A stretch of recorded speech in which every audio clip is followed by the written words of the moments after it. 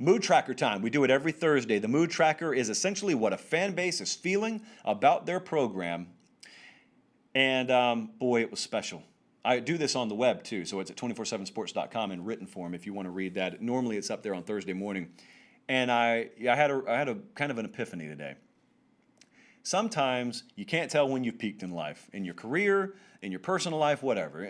You look back years later and you say, oh, look, man, I didn't know it, but that's where I peaked. I think I may have peaked today. This could be it, right here, in the middle of 2020, no less. I could have peaked today. I love The Office, even the latter seasons, up until season 9, which I disavow totally. But there's one episode, it's the very end, it's the series finale, and there's the camera on Andy Bernard. And Andy Bernard gives the following quote: "I wish there was a way to know you're in the good old days before you've actually left them." I think today could have been my good old day, because Fleetwood Mac has been trending heavily lately. Dreams, which is my favorite song of all time, has been trending heavily lately because of certain viral videos on the old TikTok involving cranberry juice. I think you know what I'm talking about. So I took it upon myself to do a Fleetwood Mac themed mood tracker today, in which I described every fan base's mood relative to a Fleetwood Mac song. And I got to tell you, it was very vindicating for me. I was mocked in first grade. I was mocked in fifth grade. I was mocked in high school. I was mocked in college and in the early portion of my adulthood for loving a band that really existed and had most of their big hits before I was born. But now everyone wants to hop on board. But okay, I got room for you. I feel like the Dallas Cowboys. This has got to be what the Lakers feel like, but I've got room for you. Hop aboard. As many of you as want to come aboard. I've been preaching this message for a long time, but it took some dude chugging cranberry juice on a skateboard on TikTok. But I digress. I will say this, though, as I said on the podcast the other day, I don't give out parenting advice because I don't have children, but I broke my own rule the other day. And I'll tell you again, if your children are hearing about Fleetwood Mac for the first time through a TikTok video, that's a failure on your part. That's all I'm going to say. So let's move on. South Carolina, their mood, I use Little Lies. And I used lyrics from Little Lies. No more broken hearts. We're better off apart. Let's give it a try. Is that where we are? Is that where things are in Columbia? I talked to a lot of Gamecock fans, and shot for shot, man for man, woman for woman, they say, yep. You sound done. And I don't know if it can be resurrected. I don't know if the emotional fences can be mended, but people are not on board with the direction, whatever the direction that Will Muschamp has this program headed. A lot of you aren't on board with it.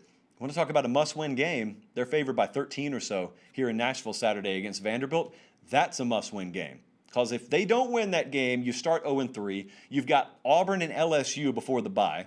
That is, I won't say a sure 0-5 start. It is a probable 0-5 start if they lose Saturday. And then there's the bye week, at which point you will have the ultimate theory in 2020 tested. And that theory is no coach is going to get fired because of all the external factors.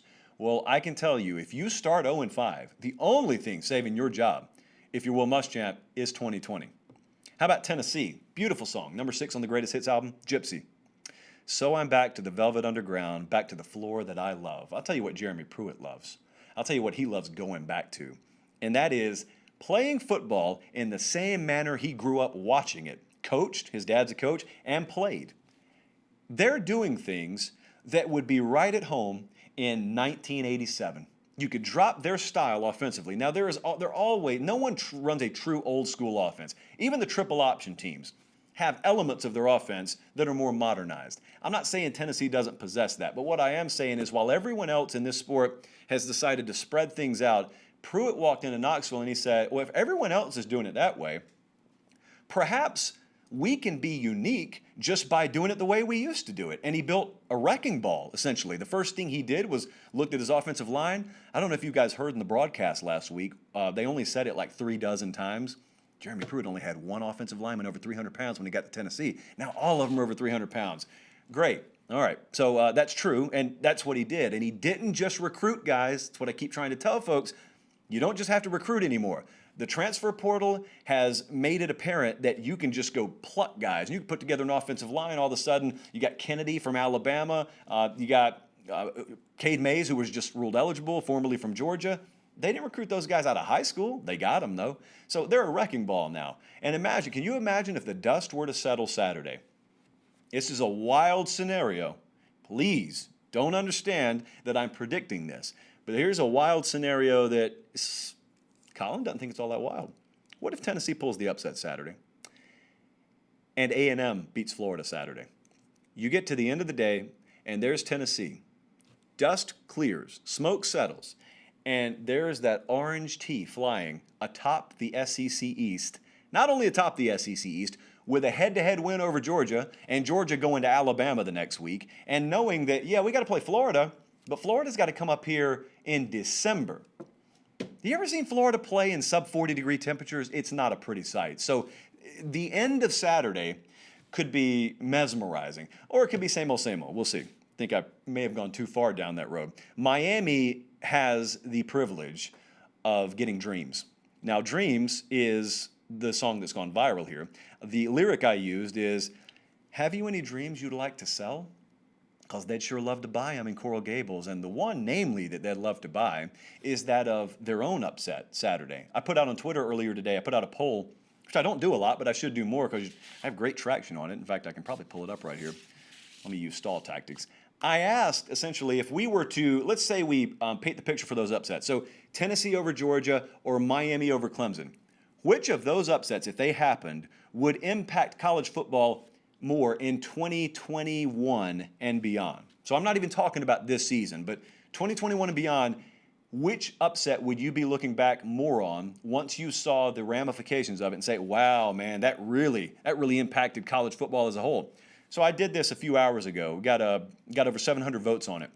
Miami over Clemson. You guys voted at a 63 to 36% clip would have the bigger impact on the sport of college football.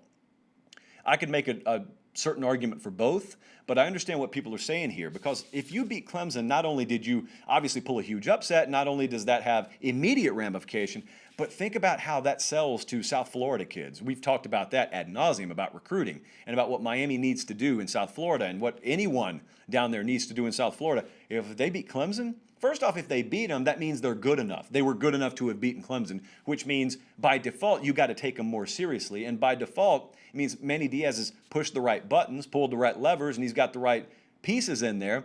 And now he goes and sells that, and he says, hey, I just hired this offensive coordinator like 5 minutes ago. I just pulled this quarterback off the transfer market. Imagine what we could be, man, if we put a bunch of homegrown talent together. For that reason, among others, yeah, I agree with you. That's a dream that you would like to come reality Saturday. And for Texas, we went Rhiannon. There is a very simple line in Rhiannon. Will you ever win? It's repeated over and over again, just as much as it's being repeated in Austin, Texas, over and over again. Now, granted, the rest of that song is about a Welch witch, which has nothing to do with this game or program whatsoever, but let's pay attention to the quote. Will you ever win, Tom? We already talked about this earlier in the show. Recruiting, though, is an angle I didn't hit earlier. They just had another high-profile decommitment, and I was reading over on the Horns 24/7 site and have heard elsewhere. This past week or two, opposing staffs have really been pushing this narrative of unrest at Texas, possible hot seat talk for Tom Herman at Texas. And here's the thing. Whether it's true or not, if kids believe it, that's all that matters. And if they lose, let's say Saturday, that does nothing to quell that. In fact, it only fans those flames. They've got to win, man. That's why this game's so important. A loss Saturday hurts Oklahoma in 2020, but they got Spencer Rattler there. Like, they'll be right back in 2021. What do you have? What do you have at Texas? You already have everything. This is the point. You got a 19th year senior at quarterback. You've got a loaded roster. You got everything you should ever need, and yet you've already lost one game. Some would argue you should be sitting in the same situation Oklahoma is with a potential back-to-back-to-back loss situation. They just got to win. But nevertheless, anytime we can theme the mood tracker after Fleetwood Mac, it's been a good day on Late Kick.